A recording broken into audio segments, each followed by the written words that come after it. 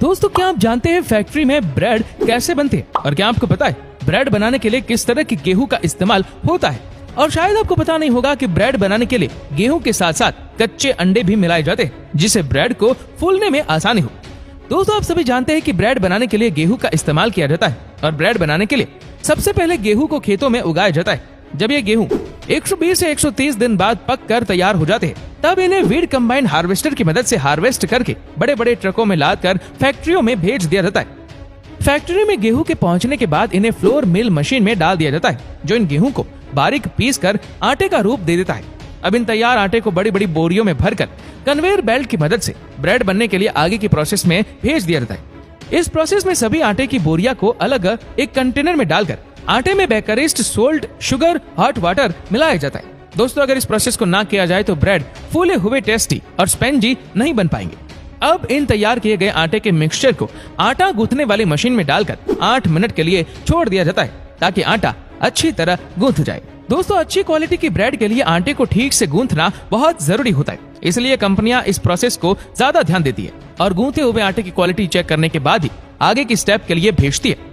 Machine की मदद से गोंद के लिए तैयार किए गए आटे को अब एक बड़े से कंटेनर में डाल दिया जाता है, जिसके बाद ये गूंथा आटा एक ऐसे मशीन से गुजरता है जो इन्हें कंपनी द्वारा निर्धारित किए गए तय वजन में एक समान कई टुकड़ों में काट देता है। इसके बाद से कन्वेयर बेल्ट की मदद से गूंथे हुए आटे की टुकड़ों को एक ऐसी मशीन से गुजारा जाता है जो इनके वजन को चेक करने का काम करता है। देखिए ये मशीन कैसे कम वजन वाले आटे के टुकड़े को अलग कर देता है और इन्हें दोबारा काटने के लिए भेज दिया जाता है, तो वहीं इनका वजन परफेक्ट रहता है। उन्हें कंटिन्यू कन्वेयर बेल्ट की मदद से आगे भेजा जाता है, जहां इन गोल मटोल आटे के टुकड़े के ऊपर सूखा आटा लगाया जाता है, ताकि ये कन्वेयर बेल्ट पर चिपके ना। दोस्तों इस स्टेप में आटे के गोल मटोल टुकड़े को कन्वेयर बेल्ट के सहारे एक मशीन से गुजारा जाता है, जो इन गोल टुकड़ों को प्रेस करके हल्के से ईंट के आकार का शेप दे देता है। फिर इन्हें लोहे के एक जालीदार पर्दे से गुजारा जाता है, जो इन्हें राउंड एंड लॉन्ग शेप देने का काम करती है। और फाइनली ये राउंड और लॉन्ग शेप वाले आटे पकने के लिए बिल्कुल तैयार है। दोस्तों अब तैयार इन आटे के टुकड़े को मोल्डिंग बॉक्स में डालकर इन्हें पकाकर ब्रेड बनाने के लिए गर्म भट्टी में डाल दिया जाता है, जहां इन 50 से 60 डिग्री टेम्परेचर पर 25 मिनट तक हीट किया जाता है, जिसके बाद मोल्डिंग बॉक्स में रखे हुए आटे के टुकड़े स्पंजी ब्रेड के रूप में बदल जाते हैं। फिर इन ब्रेड के ठंडे होने के बाद पट्टी से निकालकर कन्वेयर बेल्ट पर डाल दिया जाता है, ताकि इन ब्रेड पर हवा लगे और ये पूरी तरह से ठंडी हो जाए।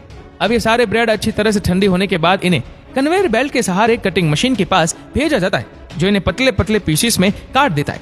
अब इन कटे हुए ब्रेड को रंग बिरंगी पैकेट में मशीन की मदद से पैक कर लिया जाता है।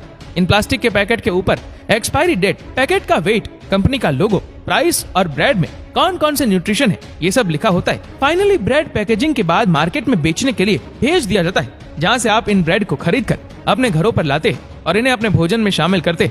अगर देखा जाए तो ज्यादातर लोग ब्रेड को ब्रेकफास्ट में खाना पसंद करते हैं, तो वहीं कुछ लोग इसे लंच और डिनर में भी शामिल कर लेते हैं।